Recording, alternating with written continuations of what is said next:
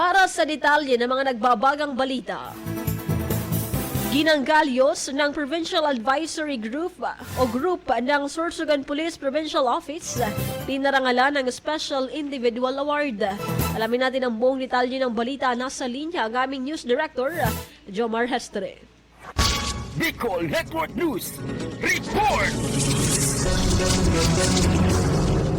Pinarangalan ng Special Individual Award si Ginang Josefa Jobs Prado Calius sa kategoryang Private Individual sa makasaysayang pagdiriwang ng ika-123 anibersaryo ng serbisyo ng pulisya na isinagawa sa Camp Rafael D. Crame, Quezon City. Kaugnay nito, personal na inabot ni Pangulong Bongbong Marcos ang parangal na siyang panauhing pandangal at tagapagsalita. Si Ginang Josefa Jobs Prado Calius ay isang kilalang katuwang at aktibong miyembro ng Provincial Advisory Group ng Sorsogon Police Provincial Office. Ang nasabing seremonya ay nagbigay daan upang kilalanin ang natatanging ambag ng iba't ibang unit at individual sa PNP organization. Samantala, sa gitna ng mga ginawaran na mukod-tangi si Ginang Calius dahil sa kanyang walang pagod na pagsuporta at pakikipagtulungan sa Sorsogon PPO na nagresulta sa masaligtas at mapayapang komunidad.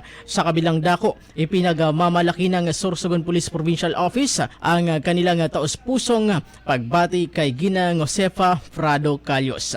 Para sa Bicol Network News, ito po sa Mega Patrol number 28, Jomar Hastre, tatak tunay na serbisyo.